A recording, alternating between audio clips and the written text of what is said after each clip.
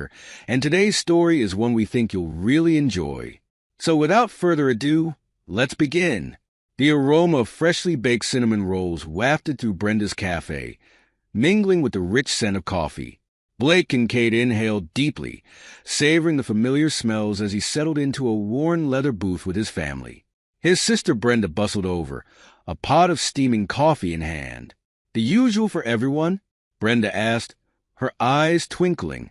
Blake nodded, reaching for Vanessa's hand across the table. His wife's fingers were cool to the touch, her wedding ring glinting in the soft morning light. "You know us too well, sis." 12-year-old Ellie piped up. "Can I have extra whipped cream on my hot chocolate, Aunt Brenda?" "Me too," 8-year-old Noah chimed in, not to be outdone. Brenda laughed, ruffling Noah's hair. "You got it, kiddos. But don't tell your dentist." As Brenda headed back to the kitchen, Blake turned to Vanessa. "How's work been, hon? That new development keeping you busy?" Vanessa's smile seemed a touch forced. "Oh, you know how it is. Always another house to show, another deal to close." She glanced at her watch. "Speaking of which, I should probably head out soon. I've got a client meeting at 10. Blake's brow furrowed. "On a Sunday? I thought we were going to take the kids to the park after breakfast." "I know, I'm sorry." Vanessa's tone was clipped. "But this could be a big sale. You understand, right?" Before Blake could respond, Ellie interjected. "Mom, you promised you'd help me pick out an outfit for picture day tomorrow." Vanessa's expression softened as she looked at her daughter. "Oh, sweetie, I forgot. Tell you what, why don't you and I go shopping this afternoon? We'll make it a girls' day out." Noah's face fell. "But what about the park?" Blake forced a smile, trying to salvage the situation. "Hey, buddy, how about you and I have a guys' day instead? We can shoot some hoops in the driveway, maybe fire up the grill for lunch. What do you say?" Noah's eyes lit up. "Can we invite Uncle Mike?" "You bet," Blake agreed, tousling his son's hair. He looked at Vanessa, a hint of disappointment in his eyes. "I guess we'll see you this evening then." Vanessa nodded, not quite meeting his gaze. "I'll try not to be too late." Brenda returned with a tray laden with steaming mugs and plates piled high with fluffy pancakes and crispy bacon. As she set the food down, she shot a questioning look at her brother. Blake shook his head slightly, silently communicating that everything was fine. As the family dug into their breakfast, the conversation turned to lighter topics. Ellie chattered about her upcoming science fair project, while Noah regaled them with tales of his latest Little League game. Blake found himself relaxing, pushed his earlier concerns aside, and focused on enjoying this moment with his family. When breakfast was over, Vanessa gathered her things and stood to leave. She kissed the kids goodbye, then pecked Blake on the cheek. "I'll call you later, okay?" Blake nodded, watching as she hurried out of the cafe. He couldn't shake the feeling that something was off, but he pushed the thought away. They had a good life, a happy family. He was probably just being paranoid. Brenda slid into the booth next to him as the kids cleared their plates. "Everything okay, little brother?" she asked quietly. Blake plastered on a smile. "Of course. Why wouldn't it be?" Brenda raised an eyebrow. "You're not fooling me, Blake. I've known you your whole life. Something's bothering you." He sighed, running a hand through his hair. "It's probably nothing. Vanessa's just been working a lot lately. I'm sure it'll calm down soon." Brenda squeezed his shoulder. "Well, you know I'm always here if you need to talk, or if you need someone to knock some sense into that thick skull of yours." Blake chuckled, grateful for his sister's support. "Thanks, Brenda. I'll keep that in mind." As they left the cafe, Blake couldn't shake the nagging feeling in the pit of his stomach, but he pushed it aside, focusing instead on the day ahead with his kids. 2 weeks later, Blake found himself elbow deep in the engine of a beat-up Ford, the familiar sense of motor oil and grease filling the air of his workshop. The radio crackled in the background, playing an old country song he hummed along to absently. The sound of heels clicking on concrete caught his attention. He looked up to see Lisa Grant, Vanessa's best friend and colleague, approaching with a hesitant smile. Hey there, Blake, Lisa called out. Got a minute? Blake wiped his hands on a rag. Curiosity piqued. Sure thing, Lisa. What brings you by? Lisa fidgeted with her purse strap. I was hoping to catch Vanessa. We were supposed to meet for coffee, but she's not answering her phone. I thought maybe she was here with you. Blake frowned. She told me she had a late showing today. Said she wouldn't be home until after dinner. Oh, Lisa's brow furrowed. That's odd. She specifically asked me to meet her at Brenda's cafe at 4. Said she needed to talk about something important. A knot formed in Blake's stomach. Maybe there was a mix-up with the dates, or a last-minute client. Lisa nodded, but she didn't look convinced. Yeah, must be. Well, if you see her, can you tell her I stopped by? Of course, Blake agreed, forcing a smile. As Lisa turned to leave, he called out, Hey, Lisa, has Vanessa seemed different to you lately? Lisa paused, biting her lip. Different how? Blake shrugged, trying to keep his tone casual. I don't know. Distracted, maybe? We haven't been spending much time together lately, and I just wondered if something was going on at work. Lisa's expression was unreadable. I'm sure it's just the stress of the job, Blake. You know how it is in real estate. There's always another deal, another client. Blake nodded, not entirely satisfied with the answer. Yeah, you're probably right. Thanks, Lisa. As Lisa left, Blake couldn't shake the feeling that something was off. He pulled out his phone, debating whether to call Vanessa. His thumb hovered over her name in his contacts before he thought better of it. He was probably just being paranoid. The next evening, Blake found himself at O'Malley's, a local bar, with his buddy Mike. They'd just finished a pickup basketball game, and Blake was nursing a beer, trying to unwind. So, how are things with you and Vanessa? Mike asked, taking a swig of his own drink. Blake shrugged. Fine, I guess. She's been working a lot lately. Mike raised an eyebrow. You guess? That doesn't sound like the Blake I know. What's really going on? Blake sighed, fiddling with his wedding ring. I don't know, man. Something just feels off. Vanessa's always busy, always distracted. We barely talk anymore, and when we do, it feels like she's a million miles away. Have you tried talking to her about it? Blake shook his head.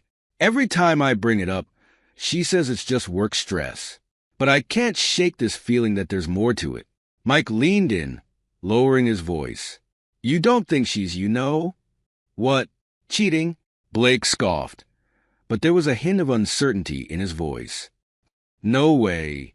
Vanessa would never do that. We've been together since high school. People change, Blake, Mike said gently. I'm not saying she is, but maybe you should trust your gut. If something feels wrong, it probably is. Before Blake could respond, his phone buzzed. It was a text from Vanessa. Working late again. Don't wait up. Blake stared at the message, a sinking feeling in his stomach. He looked up to see Mike watching him with concern. Everything okay? Mike asked. Blake forced a smile. Yeah, just Vanessa letting me know she's working late again. Mike's expression softened. Look, man, I hope I'm wrong, but maybe you should do some digging, for your own peace of mind, if nothing else. Blake nodded, his mind racing. Yeah, maybe you're right. As they left the bar, Blake couldn't shake the nagging doubt that had taken root in his mind. He loved Vanessa, trusted her completely. But what if Mike was right? What if people really did change? He decided to swing by Vanessa's office on his way home, just to check. As he pulled into the parking lot, he noticed her car was gone. The knot in his stomach tightened. Blake pulled out his phone, hesitating for a moment before dialing Vanessa's number. It rang several times before going to voicemail. Hey, it's me, he said after the beep. Just wanted to check in. Give me a call when you can. As he hung up, Blake caught sight of a familiar figure across the street. It was Curtis Blackwood, a local mortgage broker he'd met at a few of Vanessa's work events. Curtis was climbing into his flashy sports car, a smile on his face. Blake watched as Curtis drove off, an uneasy feeling settling over him. He couldn't put his finger on why, but something about seeing Curtis there at this hour set off alarm bells in his head. As he drove home, Blake's mind raced with possibilities. He tried to push away the doubts, to focus on the trust and love he and Vanessa had built over the years. But the seed of doubt had been planted, and try as he might, Blake couldn't ignore the nagging feeling that his perfect life might not be so perfect after all. A week later, Blake found himself sitting across from Hank Morrison, a private investigator recommended by a friend. The detective's office was small and cluttered, with filing cabinets lining the walls and a worn leather chair creaking under Hank's weight. "So, Mr. Kincaid," Hank began, his voice gruff, "tell me why you're here." Blake shifted uncomfortably. "I think my wife might be involved with someone else." Hank nodded, his expression neutral. "What makes you suspect that?" Blake took a deep breath. "She's been working late a lot, always on her phone. We barely talk anymore. And last week, I saw her colleague's car parked near a hotel when she was supposed to be at a showing. Have you confronted her about it?" Blake shook his head. "I want to be sure first. I don't want to accuse her of anything if I'm wrong." Hank leaned back in his chair.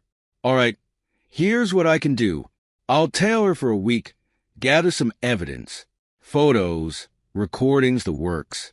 But I gotta warn you, Mr. Kincaid, sometimes the truth ain't pretty." Blake nodded, his jaw set. "I need to know, Mr. Morrison, whatever it is." As Blake left the office, his phone buzzed. It was a text from Vanessa. "Hey, honey, got a late meeting. Don't wait up for dinner." Blake's hand tightened around the phone.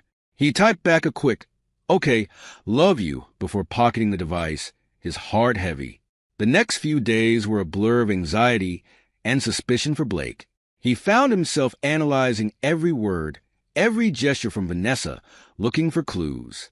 She seemed oblivious to his inner turmoil, going about her days as usual. On Friday evening, Blake's phone rang. It was Hank. "Mr. Kincaid? I think you should come to my office. I have something you need to see." Blake's heart raced as he drove to Hank's office. When he arrived, the detective was waiting for him, a grim expression on his face. "I'm sorry, Mr. Kincaid," Hank said, sliding a manila envelope across the desk. "But you were right to be suspicious." With shaking hands, Blake opened the envelope. Inside were photos of Vanessa and Curtis Blackwood, caught in intimate moments outside a motel. There were timestamps, locations, all the damning evidence laid out in stark black and white. Blake felt like he'd been punched in the gut. "How long?" he managed to choke out. Hank sighed. "Based on what I've gathered, at least a few months. Maybe longer." Blake nodded numbly, his world crashing down around him. "Thank you, Mr. Morrison. I need to go." As he drove home, Blake's mind raced. How could Vanessa do this? To him, to their family? He thought about their children, about the life they'd built together. It all seemed like a cruel joke now. When he pulled into the driveway, he saw Vanessa's car already there. Taking a deep breath, he steeled himself for the confrontation ahead. He found her in the kitchen, humming as she prepared dinner. The sight of her, so casual, so normal, made his blood boil. "Hey, honey," Vanessa said, smiling as she turned to greet him. Her smile faltered when she saw his expression. "Blake? What's wrong?" Blake slammed the envelope on the counter. "Why don't you tell me, Vanessa?" Vanessa's face paled as she opened the envelope, her hands shaking as she looked at the photos. "Blake, I can explain." "Explain what?" Blake's voice was low, dangerous. "Explain how you've been lying to me for months, how you've been sneaking around with Curtis Blackwood behind my back." Vanessa's eyes filled with tears. "I'm sorry, Blake. I never meant for this to happen." "Never meant for what to happen?" Blake shouted, his composure finally breaking. "Never meant to cheat on me? Never meant to destroy our family? It's not like that." Vanessa cried. "You don't understand. I felt trapped, suffocated. Curtis, he made me feel alive again." Blake laughed bitterly. And I made you feel what? Dead? Was our life together so terrible that you had to go looking for excitement elsewhere? Vanessa's expression hardened. You want the truth? Fine. Yes, I've been seeing Curtis. And you know what? I don't regret it. He understands me in a way you never have. Blake felt like he'd been slapped. What about our kids, Vanessa? Did you think about them when you were busy feeling alive with Curtis? Don't you dare bring the children into this, Vanessa hissed. They have nothing to do with it. They have everything to do with it. Blake roared. You didn't just betray me, Vanessa. You betrayed our entire family. Vanessa's eyes flashed with anger. You want to know why I did it? Because I'm sick of this life, Blake. Sick of the same routine, day in and day out. Sick of being nothing more than a wife and mother. Is that what you want to hear? Blake stared at her, feeling like he was looking at a stranger. So what now? You want a divorce? Vanessa lifted her chin defiantly. Maybe I do. Maybe it's time we both admitted this isn't working anymore. Blake felt a surge of determination. Fine. You want out? You got it. But don't think for a second that I'm going to let you take my kids away from me. We'll see about that, Vanessa sneered. I'm their mother. The courts always side with the mother. We'll see, Blake echoed, his voice cold. But I promise you this, Vanessa. I'm going to fight for my children with everything I have. And I'm going to make sure everyone knows exactly what kind of person you really are. As he stormed out of the kitchen, leaving Vanessa staring after him, Blake felt a mix of emotions churning inside him. Anger, betrayal, heartbreak. But underneath it all, a steely resolve was forming. He would not let Vanessa destroy his life. Blake sat in his truck, parked outside a modest suburban home. His hands gripped the steering wheel tightly as he stared at the front door, gathering his courage. Finally, he took a deep breath and stepped out. As he approached the house, the door swung open. A woman with kind eyes and a hesitant smile greeted him. Mr. Kincaid? She asked, her voice soft. Blake nodded. Mrs. Blackwood, thank you for agreeing to meet with me. Marissa Blackwood ushered him inside. Please call me Marissa. Can I get you something to drink? No, thank you, Blake replied, following her to the living room. I appreciate you taking the time to see me, especially given the circumstances. Marissa's smile faltered. You said on the phone that you had information about my husband, about Curtis. Blake sat down, his expression grim. I do. And I'm sorry, but it's not good news. He pulled out the envelope of photos and handed it to Marissa. Her hand shook slightly as she opened it. What is this? She asked, her voice barely above a whisper. Evidence that our spouses have been having an affair, Blake said, his tone gentle but firm. Marissa's eyes widened as she flipped through the photos. No, she whispered. This can't be real. Curtis would never. I'm sorry, Marissa. I didn't want to believe it either. But the truth is, my wife Vanessa and your husband have been seeing each other for months. Marissa looked up, tears in her eyes. How did you find out? Blake sighed. I hired a private investigator. I had suspicions, but I needed proof. And now you have it, Marissa said, her voice hollow. Why are you showing me this? Why not just confront them? Blake leaned forward. Because I think we can help each other. They betrayed both of us, Marissa. Don't you think they should face consequences for their actions? Marissa's expression hardened. What did you have in mind? I want to expose them, Blake said. Not just to us, but to everyone. Show the world who they really are. Marissa hesitated. I don't know, Blake. That seems extreme. Is it? Blake countered. They've been lying to us, sneaking around behind our backs. They've made fools of us. Don't you think they deserve to know how that feels? Marissa stood up, pacing the room. But what about the children? Your kids, my stepchildren. Won't this hurt them too?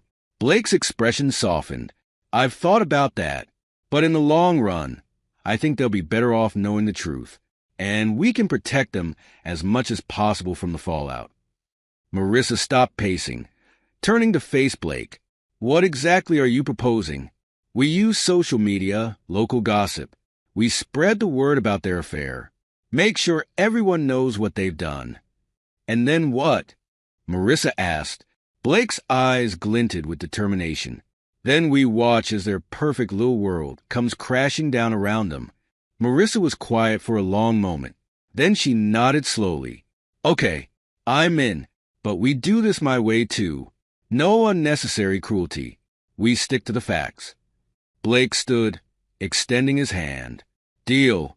We'll make them regret ever betraying us. As they shook hands, a silent understanding passed between them. They were no longer victims. They were becoming the architects of their own revenge. So, where do we start? Marissa asked, a new resolve in her voice. Blake pulled out his phone. We start by making a few calls. I think it's time we had a chat with some mutual friends. As they began to plan, the air crackled with a mixture of pain and purpose. The web of revenge was being spun, and soon Vanessa and Curtis would find themselves hopelessly entangled. The next morning, Blake's phone buzzed incessantly with notifications. He picked it up, a grim smile playing on his lips as he scrolled through the flood of messages and comments. It's working, he muttered to himself. Just then, his phone rang. It was Lisa. Blake! Lisa's voice was shaky. What's going on? There are all these posts about Vanessa and Curtis. Blake took a deep breath. It's true, Lisa. All of it. Vanessa's been having an affair with Curtis for months. There was a long pause. Oh my God, Lisa whispered. I can't believe it. I mean, I knew something was off, but this... I'm sorry you had to find out this way, Blake said. But I thought you deserved to know the truth. No, I'm glad you told me, Lisa said, her voice hardening. I can't believe Vanessa would do this. To you, to the kids, to me. I thought we were friends. Blake seized the opportunity. Lisa, I hate to ask, but I could use your help. The divorce proceedings are going to start soon and... Say no more, Lisa cut in. I'll testify. Whatever you need. Vanessa doesn't get to play the victim here. After hanging up, Blake dialed Marissa's number. How's it going on your end? He asked when she picked up. Marissa's voice was tight. It's chaos. Curtis's phone has been ringing nonstop. He keeps trying to deny everything, but the evidence is pretty damning. Good, Blake said. Let them squirm. Have you heard from any of his colleagues? A few, Marissa replied. Most of them are shocked. Some are angry. I think Curtis's reputation at work is taking a serious hit. Just then, Blake's doorbell rang. I've got to go, he told Marissa. Keep me posted. He opened the door to find Vanessa standing there, her face a mask of fury. How dare you, she hissed, pushing past him into the house. How could you do this to me? Blake closed the door calmly. Do what, Vanessa? Tell the truth. Vanessa whirled on him. You've ruined everything. My career, my reputation. Do you have any idea what you've done? I think I do, Blake said, his voice cold. I've exposed you for who you really are. A liar. A cheater. This isn't just about us. Vanessa shouted. What about the kids? Did you think about how this would affect them? Blake's eyes flashed. Don't you dare bring the kids into this. You lost the right to play the concerned mother card when you decided to sneak around with Curtis. Vanessa's shoulders sagged. What do you want from me, Blake? I want a divorce, Blake said firmly. And I want full custody of the kids. Vanessa's head snapped up. No, no way. You can't take my children from me. Watch me, Blake growled. I've already spoken to a lawyer. With the evidence I have, plus character witnesses like Lisa, you don't stand a chance. Vanessa's eyes widened. Lisa? She's testifying against me. Blake nodded. Turns out, people don't like being lied to. Who knew? Vanessa sank onto the couch, her head in her hands. This can't be happening. Oh, it's happening, Blake said. And it's only going to get worse. I suggest you lawyer up, Vanessa, because I'm not backing down. As Vanessa left, her face pale and defeated, Blake felt a mixture of satisfaction and sadness. This wasn't how he'd imagined his marriage ending, but he was determined to come out on top.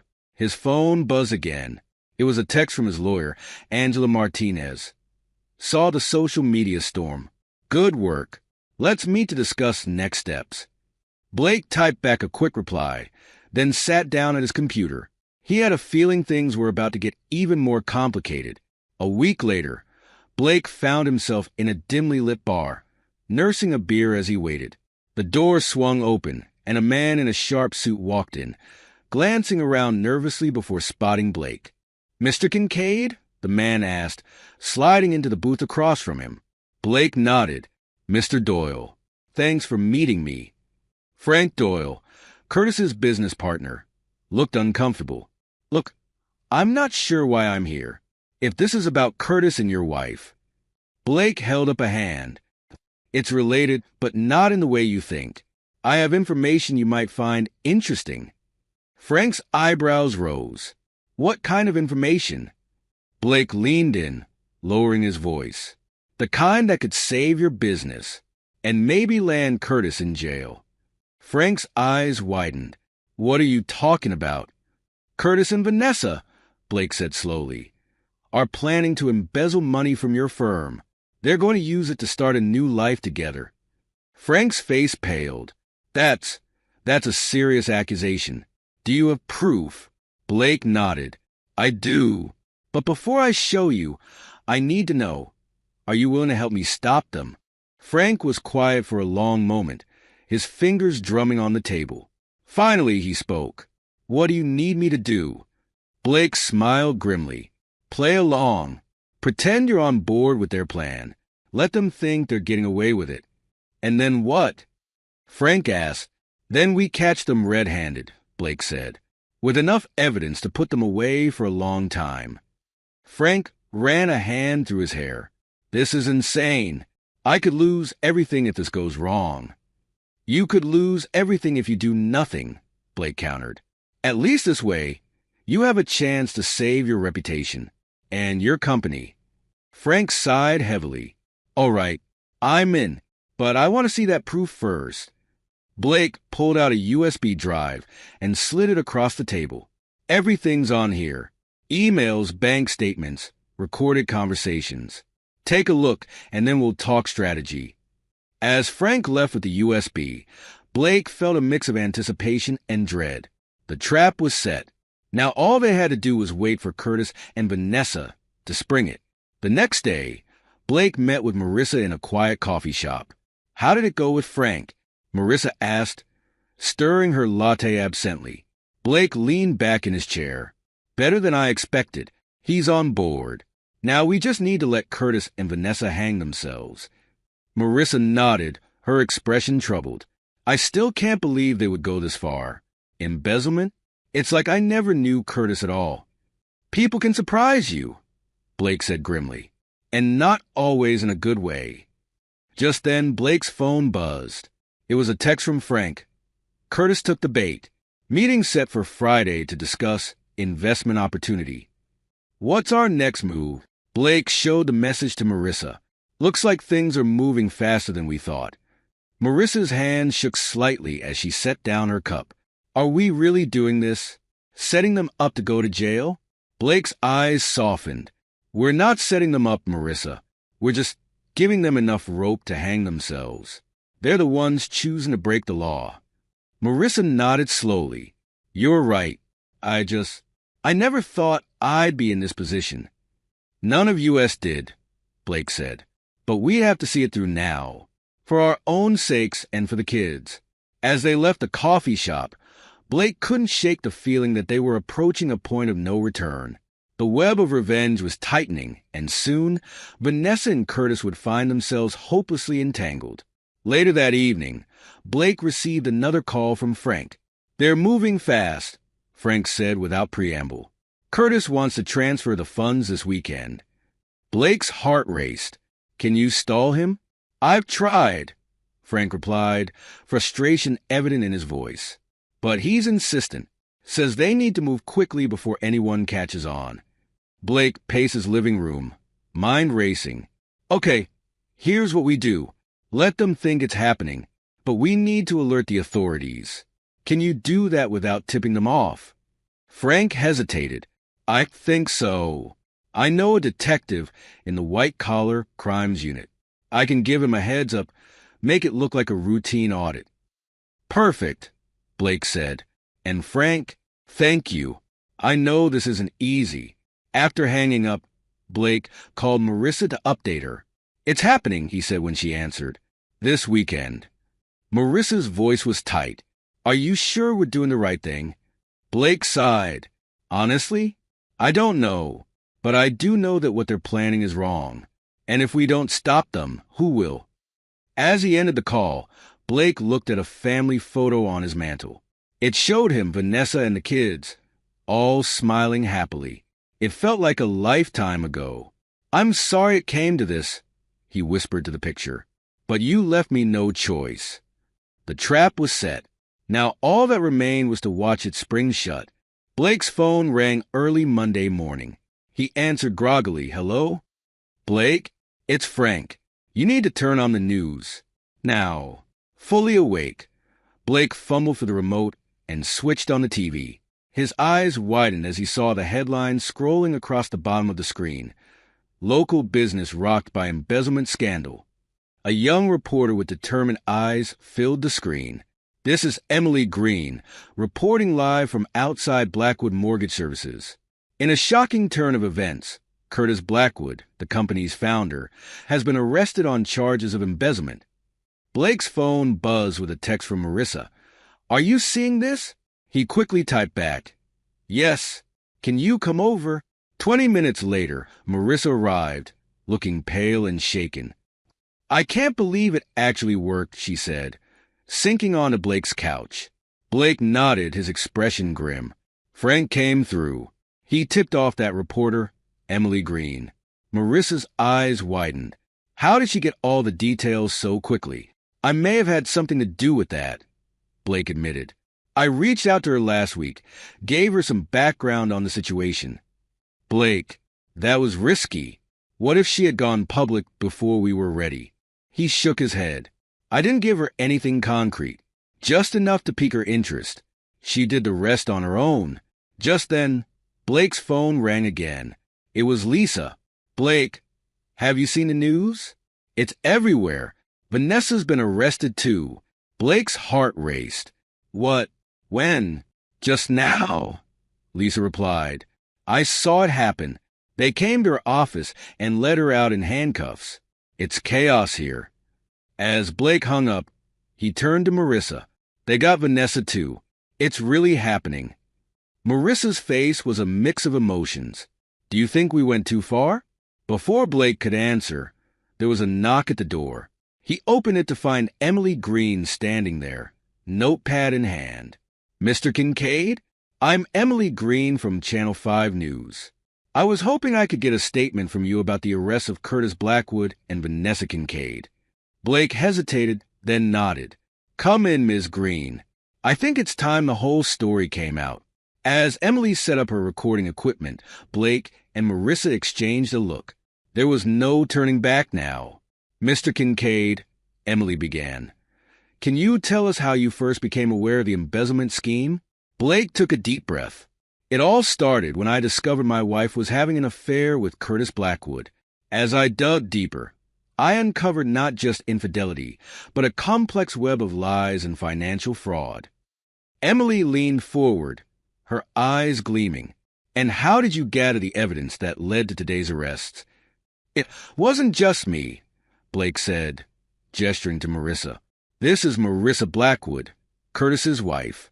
We worked together, along with Curtis's business partner, Frank Doyle, to expose the truth. Marissa spoke up, her voice shaky but determined. We couldn't stand by and watch them destroy lives and steal money from innocent people. We had to act. Emily turned to Marissa. Mrs. Blackwood, this must be a difficult time for you. How are you coping with your husband's arrest? Marissa's eyes welled with tears, but her voice remained steady. It's been a shock, of course, but I'm relieved that the truth is finally out. Curtis made his choices, and now he has to face the consequences. As the interview continued, Blake felt a strange mix of emotions.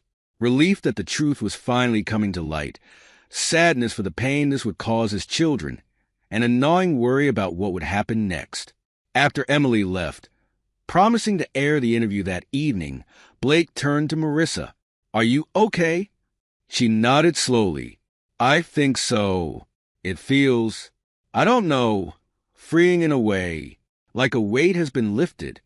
Just then, Blake's phone buzzed with a text from his lawyer, Angela. "Saw the news. We need to talk about next steps for the custody battle. Can you come in tomorrow?" Blake showed the message to Marissa.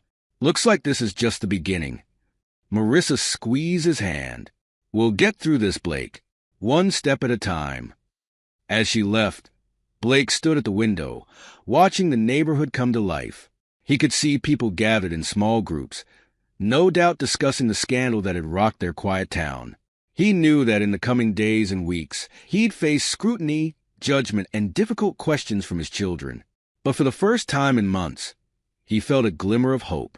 The truth was out, and now he could focus on rebuilding his life and protecting his family. The family courtroom buzzed with tension as Blake sat beside his lawyer, Angela Martinez. Across the aisle, Vanessa glared at him, her once immaculate appearance now disheveled. The judge, a stern-looking woman in her 60s, called the court to order. "We're here today to determine custody arrangements for Ellie and Noah Kincaid. Mr. Kincaid is seeking full custody with restricted visitation rights for Mrs. Kincaid. Mrs. Kincaid is seeking joint custody. Let's begin with opening statements." Angela stood, her voice clear and confident. "Your Honor, we intend to show that Mrs. Kincaid's recent actions, including her affair and involvement in financial crimes, make her an unfit parent. Mr. Kincaid has been a stable and loving presence in his children's lives, and granting him full custody is in their best interest." Vanessa's lawyer, a slick-looking man in an expensive suit, countered. "Your Honor, while my client has made mistakes, she remains a loving mother. Her actions, regrettable as they may be, do not negate her ability to care for her children. We ask the court to consider joint custody as the best solution for Ellie and Noah." As witnesses were called, Blake found himself reliving the pain of the past months. Lisa took the stand first. "Ms. Grant," Angela began, "how long have you known Vanessa Kincaid?" Lisa glanced at Vanessa before answering. "Almost 10 years. We've been colleagues and friends since she started at the real estate agency." "And in your opinion, how has Mrs. Kincaid's behavior changed recently?" Lisa took a deep breath. Vanessa became distant, secretive. She'd cancel plans at the last minute, always claiming work emergencies. But now I know she was meeting Curtis. Vanessa's lawyer stood to cross-examine. "Ms. Grant, isn't it true that real estate can be a demanding career? Couldn't these emergencies have been legitimate?" Lisa hesitated. "I suppose it's possible, but—" "No further questions." The lawyer cut her off. Next, Marissa took the stand. Angela approached her gently. "Mrs. Blackwood, can you describe your interactions with Vanessa Kincaid?" Marissa nodded. "At first, I thought Vanessa was just a client of my husband's. But as I uncovered the affair and the embezzlement scheme, I realized she was actively participating in defrauding our company and planning to leave her family." Vanessa's lawyer pounced. "Mrs. Blackwood, isn't it true that you have a vested interest in painting Mrs. Kincaid in a negative light? After all, she was involved with your husband." Marissa's eyes flashed. "My interest is in the truth and in protecting innocent people, including Blake's children." As the testimonies continued, Blake found himself called to the stand. Angela smiled encouragingly.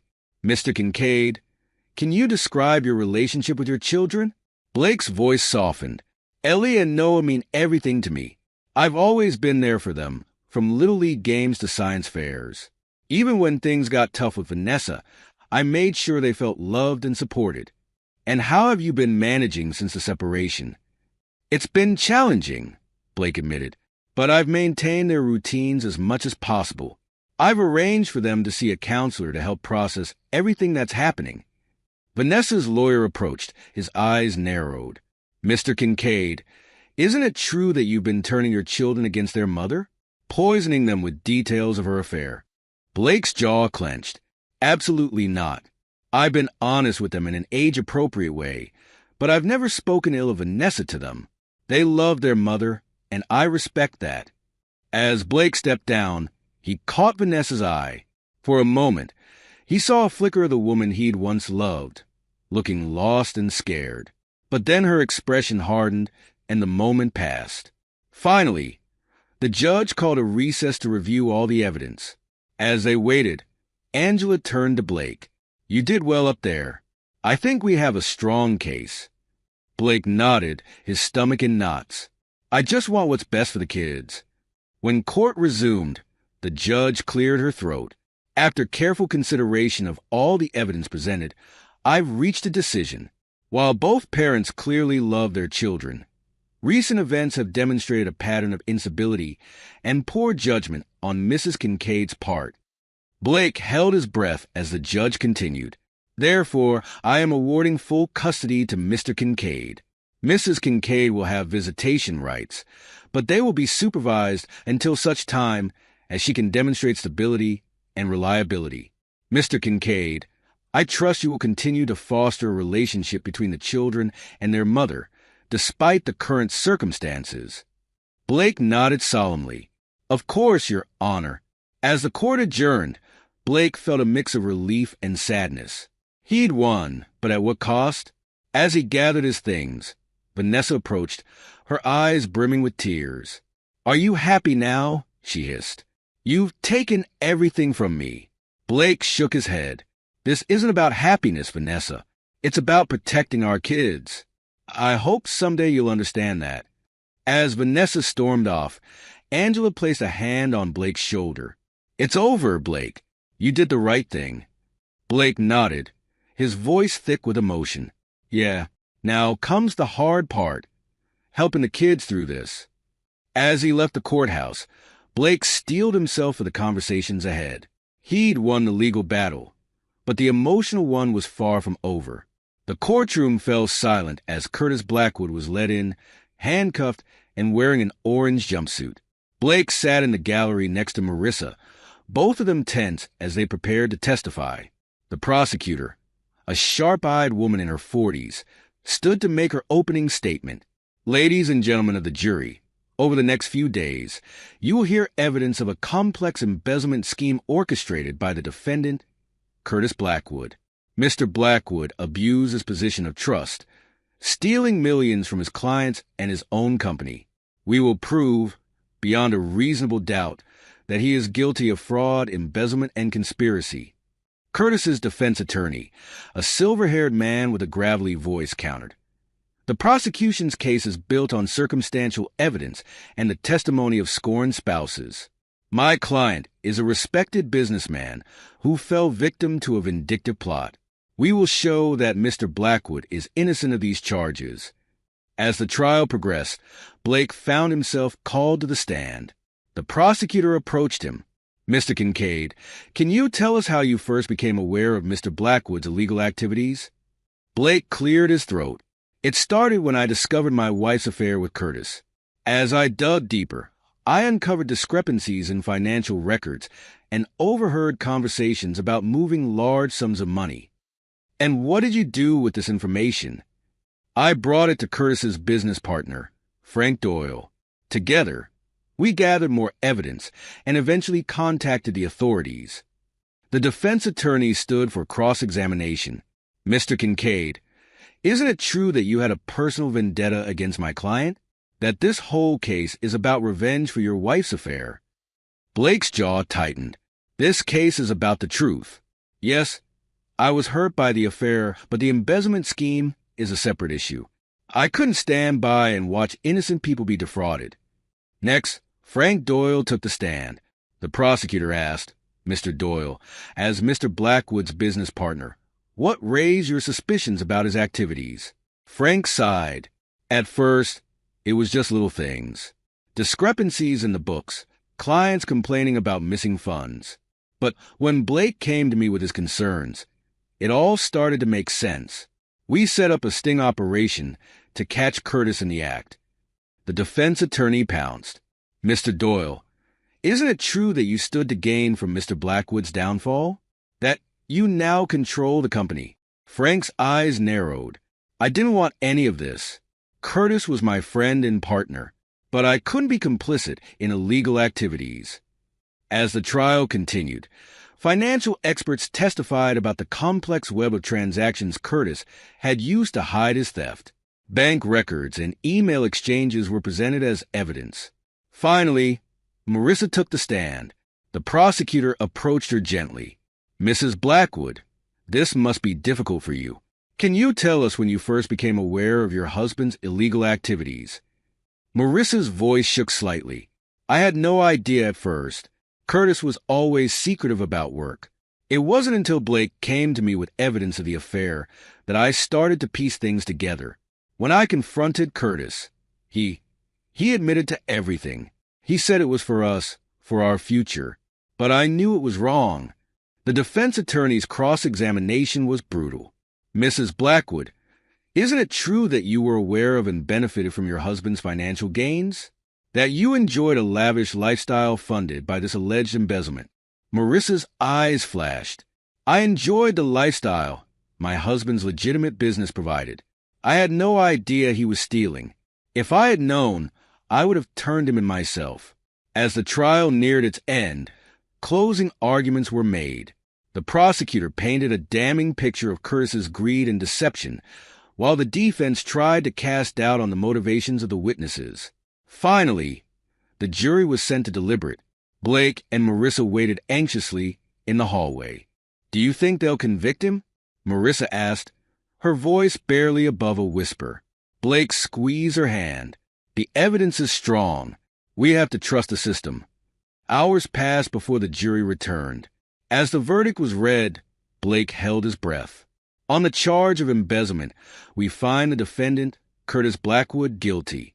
On the charge of fraud, we find the defendant guilty. On the charge of conspiracy, we find the defendant guilty. A collective gasp went through the courtroom. Curtis slumped in his chair, his face ashen.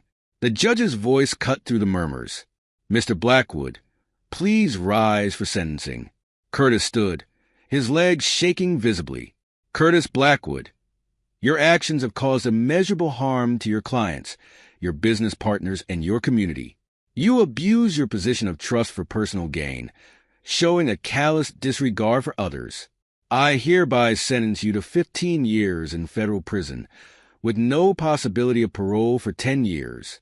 You are also ordered to pay restitution to your victims in the amount of $5.2 million.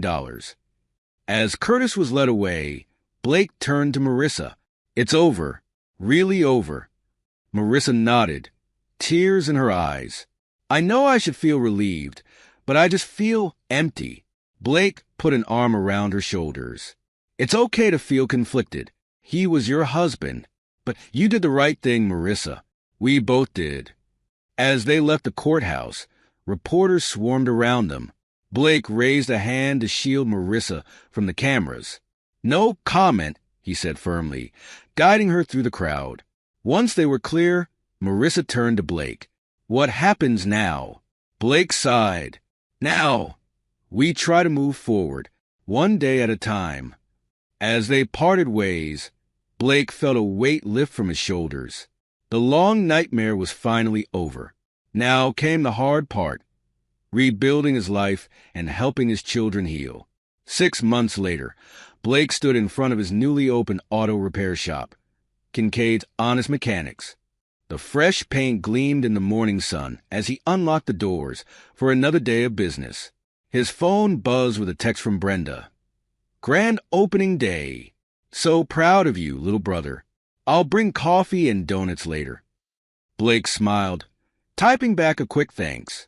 As he entered the shop, he heard a familiar voice. Dad, can I sweep the floor again? Noah called from the small office area. Blake ruffled his son's hair. Sure, buddy. Just be careful around the tools, okay? Ellie looked up from her homework spread across the desk. Dad, can we go to the park later? I finished my science project early. That's great, sweetheart. We'll definitely go if it's not too busy here. As Blake started setting up for the day, the bell over the door chimed. Marissa walked in, carrying a stack of flyers. Morning, Blake. I brought those promotional flyers we talked about. Blake grinned. Thanks, Marissa. How's the new business going? Marissa's eyes lit up. The bakery's doing well. I never thought I'd enjoy it so much, but it's been healing, I guess. Creating something positive after everything that happened. They were interrupted by another customer entering. Blake recognized him as a regular. Morning, Mr. Johnson. How's that transmission holding up? As Blake got to work, he marveled at how much had changed. The shop was doing well, thanks to his reputation for honest work and the community's support. Marissa had found her passion in baking, turning her hobby into a successful small business. Later that afternoon, as promised, Brenda arrived with coffee and donuts. Look at you, Mr. Businessman, she teased, setting the boxes on the counter. Blake laughed. Hardly. Just trying to make an honest living. Brenda's expression softened. Mom and Dad would be so proud of you, Blake. You've come through so much. Blake nodded, his throat tight. Couldn't have done it without you, sis. As they chatted, Blake noticed a woman hesitantly entering the shop. She had kind eyes and a warm smile. Can I help you? Blake asked. The woman nodded. I'm Rachel, the new counselor at Ellie and Noah's school. I just wanted to stop by and introduce myself. I've heard great things about your shop. Blake felt an unexpected flutter in his chest. Oh, thanks. It's nice to meet you, Rachel. How are the kids doing in school? Rachel's smile widened. They're wonderful, resilient, and kind. You should be proud. As they talked, Blake found himself enjoying Rachel's company. She was intelligent and compassionate, genuinely interested in his children's well-being. After Rachel left, Brenda raised an eyebrow at Blake. She seems nice. Blake felt his cheeks warm. Yeah, she does. As the day wound down, Blake closed up shop and headed home with the kids. While he prepared dinner, he thought about how far they'd come. Ellie set the table, chattering about her science project. Noah proudly showed off the sweeping he'd done at the shop. Dad, Ellie said suddenly, her voice serious. Are you happy now? Blake paused, considering the question. You know what, sweetie? I think I am. It's been a tough road, but we're doing okay, aren't we? Both kids nodded enthusiastically. And Mom? Noah asked quietly. Blake sighed. Your mom's working on getting better. Remember, we're seeing her this weekend for your supervised visit. It'll take time, but we're all healing. As they ate dinner, laughing and sharing stories from their day, Blake felt a sense of peace wash over him. Life wasn't perfect, but it was good. They were moving forward, one day at a time. Later that night, as Blake tucked the kids into bed, his phone buzzed with a text from Rachel. It was great meeting you today. Would you like to grab coffee sometime? Blake smiled, typing back a response. I'd like that. How about Saturday after the kids visit with their mom? As he set the phone down, Blake felt a glimmer of hope for the future. He had his children, his sister, good friends like Marissa, and maybe, just maybe, a chance at new love with Rachel. Tomorrow would bring new challenges, but for now, Blake was content. He'd weathered the storm, protected his children, and come out stronger on the other side. As he drifted off to sleep, he felt truly at peace for the first time in a long while. This is where our story comes to an end. Share your thoughts in the comment section. Thanks for your time. If you enjoy this story, please subscribe to this channel. Click on the video you see on the screen, and I will see you there.